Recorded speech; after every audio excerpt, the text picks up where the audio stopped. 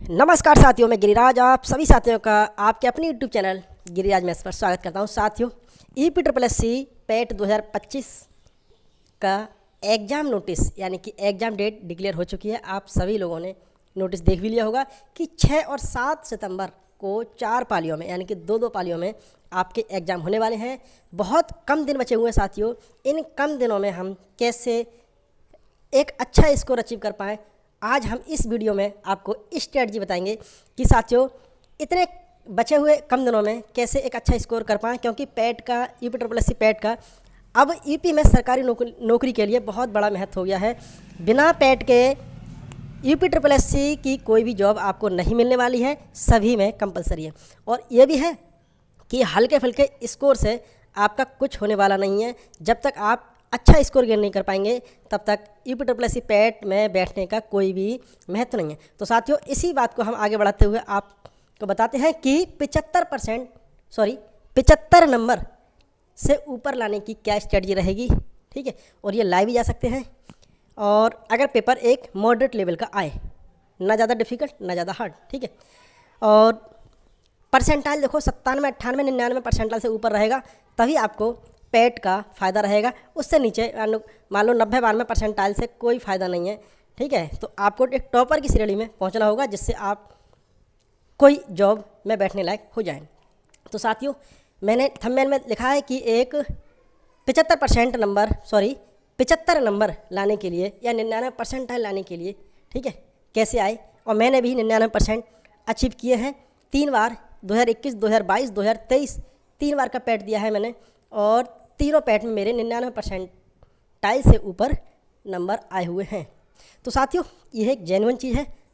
ठीक है, तो जब मैं ला सकता हूं तो आप भी ला सकते हैं, लेकिन एक अच्छी अप्रोच के साथ, अच्छी स्मार्ट स्ट्रेटजी के साथ में आपको तैयारी करनी पड़ेगी।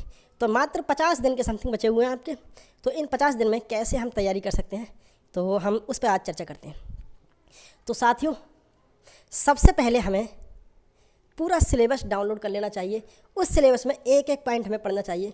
ठीक है, 1 घंटा लगेगा आपको सिलेबस को टू द पॉइंट देखने में क्या क्या पूछा जा रहा है। सबसे मेन चीज़ तो भाई है, अगर आपने सिलेबस देख लिया नहीं तो उसके अलावा आपकी तैयारी बहुत ईजी हो जाएगी। दूसरा, प्रीवियस ईयर पेपर है। ठीक है, प्रीवियस ईयर पेपर है 2021, 2022, 2023, ज़्यादा नहीं है, 4, 4, 8, 4, 12, मान लो 10-12 पेपर है, वो आप डाउनलोड कर लो और उनके एक बार क्वेश्चन देख लो कैसे कैसे क्वेश्चन आते हैं। देखो, 2021, 2022 का पेपर एक लगभग सिंपल टाइप का आया था। 2021 का तो सिंपल ही आया था लगभग पेपर, और 2022 का भी लगभग ठीक आया था।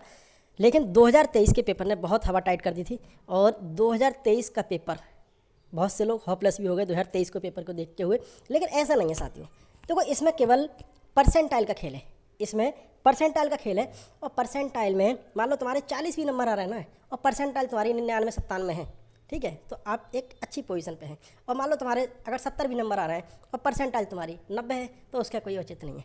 तो साथियों, सबसे मेन चीज़ परसेंटाइल है, उस पर हमें फोकस करना चाहिए। पेपर कैसा भी हो, बस अच्छा हमें उस पेपर में स्कोर करना होगा, मतलब अच्छा हमें अपना परफॉर्मेंस देना होगा।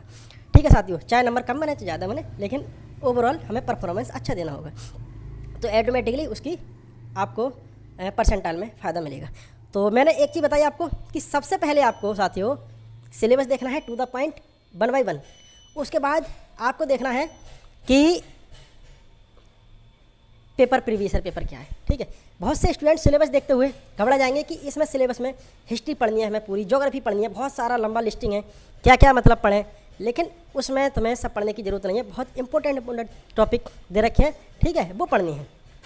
ठीक है, सिलेबस का मतलब यही है कि टू द पॉइंट उसमें दिया है कि इकोनॉमिक्स पूरी नहीं पढ़नी है। इकोनॉमिक केवल लिमिटेड 4-5 टॉपिक है, वही पढ़ने हैं। 4-5 टॉपिक से आपके क्वेश्चन मिल जाएंगे।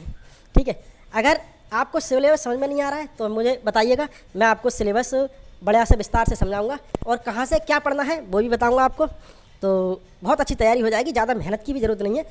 मतलब नॉर्मल भी तैयारी करोगे ना तो आप लगभग 98-99 परसेंटाइल ला सकते हो साथियों। ठीक है, तो बाकी एक आध सब्जेक्ट छोड़ भी सकते हो, ये भी नहीं है कि पूरा सब्जेक्ट पढ़ना है, क्योंकि इस पेपर में सभी चीज़ आ रही हैं। मैथ भी आ रहा है, इंग्लिश भी आ रही है, रीजनिंग भी आ रही है, हिंदी भी आ रही है, और तमाम चीज़ आ रही हैं जो भी है, करंट भी आ रहा है।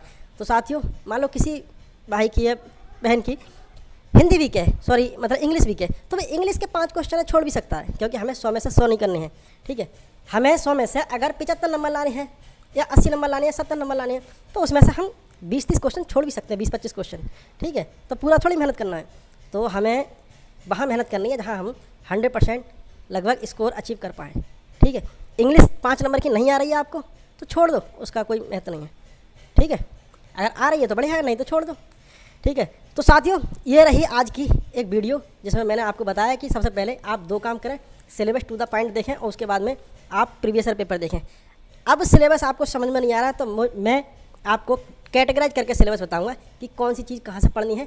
ज़्यादा मेहनत करने की ज़रूरत नहीं है, लेकिन एक स्मार्ट अप्रोच से आप 100% 99% से ऊपर स्कोर कर सकते हैं, ये मेरा वादा है, ठीक है। क्योंकि मैंने भी 3 बार 99% से ऊपर स्कोर किया है।